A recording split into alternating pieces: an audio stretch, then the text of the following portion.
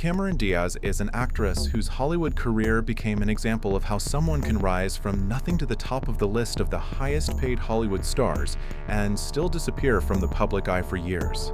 Her story begins in 1972 when she was born in California to an ordinary family. She had no famous relatives or great wealth. As a child, she was active and into surfing, which more than once ended with a broken nose. On one occasion, misjudging her step, she crashed into a glass partition. Perhaps that's exactly why they put up signs saying "Caution, Glass."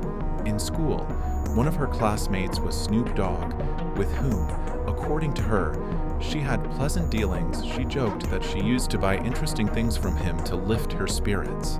Her path into the public eye began with modeling. A stranger approached her on the street and offered her a photo shoot. Surprisingly, it turned out to be a serious offer. Just a few years later, she signed a contract with a major agency. In 1992, she did a topless photo shoot for an Italian magazine that was never published. But many years later, a photographer tried to blackmail Cameron, demanding millions. Instead of money, he got 3 years in prison.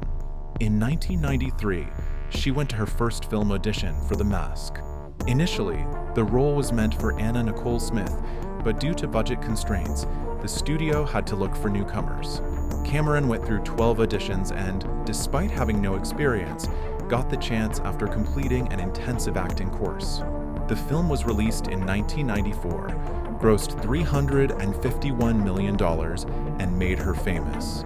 Offers poured in, but what followed was a series of rejections and her first flops. After The Mask, it seemed like the world of cinema was at Cameron's feet. But Hollywood quickly reminded her that one high-profile debut doesn't guarantee a steady career. She tried to land roles in Money Train and Martin Scorsese's Casino, but the parts went to other actresses. An invitation to join Mortal Kombat ended with a wrist injury just a week before filming began. The role went to Bridget Wilson instead. Then came a streak of smaller failures. Feeling Minnesota, with Keanu Reeves, grossed only $4 million against a $6 million budget. Head Above Water didn't even make it to wide release and received scathing reviews. The thriller Keys to Tulsa went largely unnoticed, and Danny Boyle's comedy A Life Less Ordinary flopped despite the director's reputation. It seemed that after such a run of disappointments, her post-Mask momentum would vanish completely. But in 1997, an opportunity arose: the romantic comedy My Best Friend's Wedding with Julia Roberts. Roberts had final say in casting and approved Cameron for the role. The film became a box office hit, grossing $299 million on a $38 million budget, and put the actress back in the game. Her true breakthrough came in 1998 with the comedy There's Something About Mary. The Farrelly brothers had seen her as the perfect leading lady ever since The Mask. Her co-star was Ben Stiller, and Diaz's $2 million paycheck was her highest to date. The film grossed $369 million and earned her a first Golden Globe nomination. From then on, Cameron could command major salaries. She asked for $12 million for Charlie's Angels, but she didn't shy away from artistic challenges, taking modest paychecks for projects like Any Given Sunday and Being John Malkovich. The year 2000 brought Cameron Diaz a new level of success, her role in Charlie's Angels. In this explosive mix of action and comedy, she received the highest salary among the cast, and the film grossed $264 million worldwide. Initially, producers wanted Jennifer Aniston, but her commitment to Friends cleared the way for Cameron. That same year, she voiced Princess Fiona in DreamWorks' Shrek. It was the beginning of a franchise that would gross billions and make her voice one of the most recognizable in animation. She earned $3 million for the first installment, and by the third, her paycheck had risen to around $30 million, including profit participation. In 2001, Cameron starred in Vanilla Sky with Tom Cruise, earning $10 million. The film grossed over $200 million and brought her another Golden Globe nomination. Then in 2002, she appeared in Martin Scorsese's Gangs of New York, where her record-breaking $17.5 million salary even surpassed Leonardo DiCaprio's pay. but after this high point came her first serious disappointments. The 2003 romantic comedy In Her Shoes grossed only $68 million on a $43 million budget. The Charlie's Angels sequel, while earning $259 million, fell short of expectations, and the studio decided not to make a third film. For this role, Diaz received her first Golden Raspberry nomination for Worst Actress. She then took a break, limiting her work to voicing Shrek 2, which became a box office juggernaut with $923 million in earnings. After her break, Cameron returned in 2006 with the romantic comedy The Holiday. The film performed decently at the box office, but didn't become a cult hit. A real box office explosion came in 2008 with What Happens in Vegas, $220 million on a $35 million budget, and a $10 million payday for Diaz, double the salary of her co-star Ashton Kutcher. In 2009, she took a risk starring in Richard Kelly's Thriller The Box, which flopped, but she balanced it out with the drama My Sister's Keeper, which grossed $97 million. The following year, she voiced Shrek Forever After, $752 million worldwide, and teamed up with Tom Cruise for the action comedy Night and Day, $261 million. 2011 turned out to be an unexpected triumph. That Teacher cost just $20 million, but grossed $217 million. Cameron, who had agreed to take a share of the profits instead of a fixed fee, earned over $40 million. This financial move proved she knew how to make smart bets even in simple genres. But success soon began alternating with failures.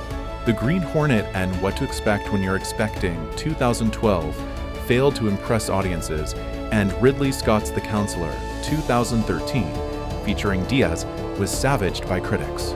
The real trial came in 2014 when 3 films starring Cameron were released: The Other Woman, Sex Tape, and Annie. 2 were box office hits, but critics panned all 3.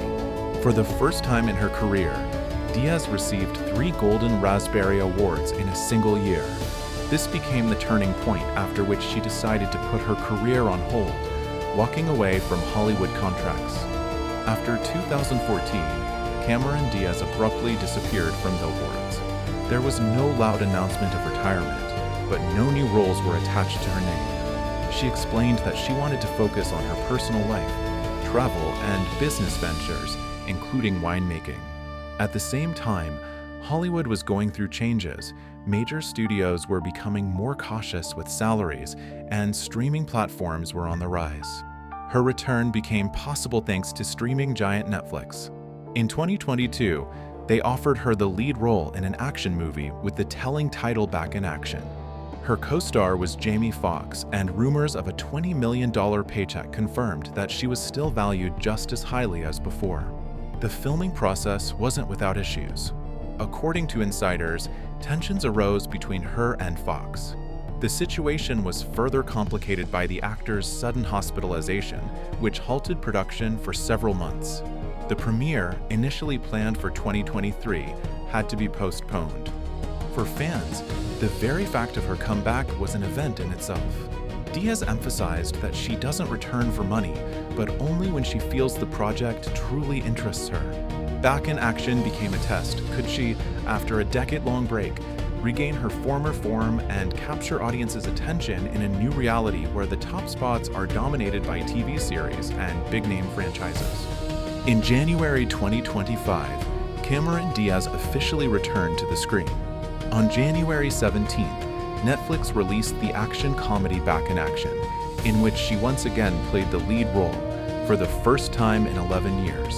The results were immediate. In its first 3 days, the film racked up 46.8 million views, becoming one of the best debuts for an English-language movie on the platform.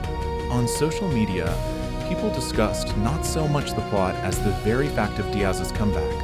A star who had left her career at its peak yet decided to return. Critics responded cautiously. They noted her charisma and on-screen confidence, but called the story and direction predictable. For many, it was a typical streaming hit, bright, fast-paced, but designed mainly to keep viewers watching during its first week of release. Nevertheless, the strong viewership sparked talk of a possible sequel. Netflix has already hinted at other projects with Diaz, and if the ratings remain high, her hiatus could turn into a full-fledged new chapter. Her comeback proved that even after a long absence, it's possible to reclaim a place in the big game. Thank you for watching, and if you're interested in following the stories of Hollywood stars, subscribe to the channel and hit like. There are many more exciting tales ahead, full of highs, lows, and unexpected twists.